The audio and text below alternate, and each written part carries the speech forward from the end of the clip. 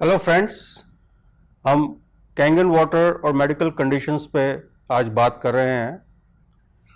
मैं आपके साथ एक बहुत ही कॉमन कंडीशन के बारे में बताना चाहता हूं, जो उसको हम CKD क्रॉनिक किडनी डिजीज़ के नाम से जानते हैं।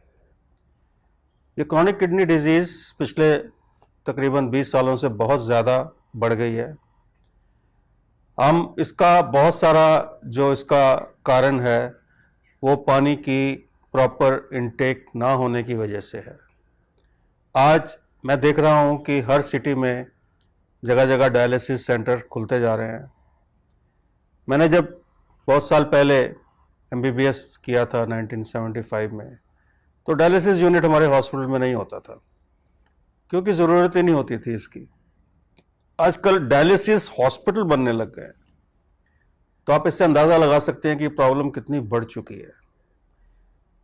कैंगन वाटर का क्रॉनिक किडनी डिजीज में बहुत अच्छा रोल है, क्योंकि इसमें हम पानी को रेगुलेट करके किडनी फंक्शन को प्रॉपर कर सकते हैं।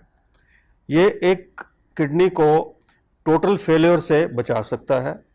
अगर ठीक टाइम पे इंटरवेंशन की जाए तो ये आपको आने वाले जो कॉम्प्लिकेशंस हैं, जिसमें कि kidney failure, complete kidney failure, uremia, pre uremic condition से ये आपको बाहर निकाल सकता है।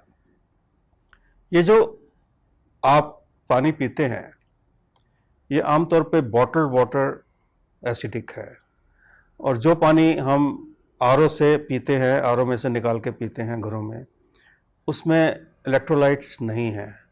बिना इलेक्ट्रोलाइट्स का ये पानी और एसिडिक पानी आपकी बॉडी को एसिडिक करता है। किडनीज का फंक्शन, जो किडनी में फिल्टर लगे हैं, मिलियंस ऑफ फिल्टर्स, वो क्लॉग्ड होते हैं इससे, और ये जो एसिड कंटेंट है ये किडनीज के लिए डैमेजिंग है।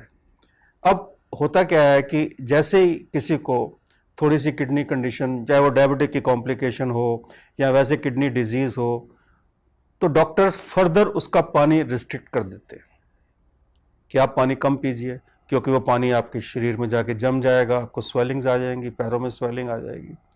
तो पानी और कम करने से जो किडनी का फिल्ट्रेशन रेट है वो हाइड्रोस्टैटिक प्रेशर ना मिलने से और भी कम हो जाता है। सो एक सिचुएशन वो बहुत ही विशियस सर्कल में एक पेशेंट कैद हो जाता है और किडनी फेलियर की तरफ चल पड़ता है। कैंगन वाटर से क्या होता है कि हम उसको पूरे ब्लड को अल्कलाइन करते हैं। अल्कलाइन ब्लड हो जाता है जब आप 8.5 9.5 का पानी पीते हैं। तो उसके करने से जो एसिडिक रिएक्शन है जो किडनीज में आमतौर पे देखा जाता है, वो बहुत ही रेगुलेट होता है।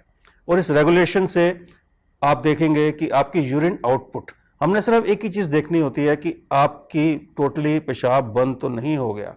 अगर टोटली पेशाब बंद नहीं हो गया और पेशाब आ रहा है तो आप सिचुएशन में बहुत कुछ कर सकते हैं।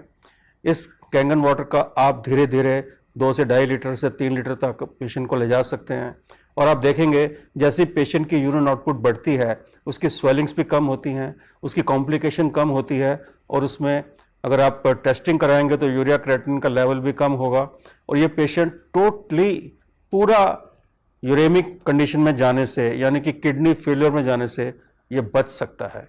ये सब चीज़ें बहुत सारे जर्नल्स में छपी हैं, बहुत जगह डॉक्यूमेंटेड हैं, और हमारा अपना पर्सनल एक्सपीरियंस है। मैं डायलिसिस यूनिट्स में जाके मैंने विजिट किया और वहाँ पे लोगों को इस पे डाला जो कि टोटली, जिनकी किडनीज टोटली यूरिन बंद नहीं हो गया था, they were not in uremia, they were in pre uremic condition, और they were in the chronic kidney disease. So उससे हमने ये देखा कि आप उस पेशेंट को टाइड ओवर कर सकते हैं, आप इस पानी से उसकी किडनी को बचा सकते हैं। So thank you very much for listening to this information. This is very useful for the kidney patients. Thank you.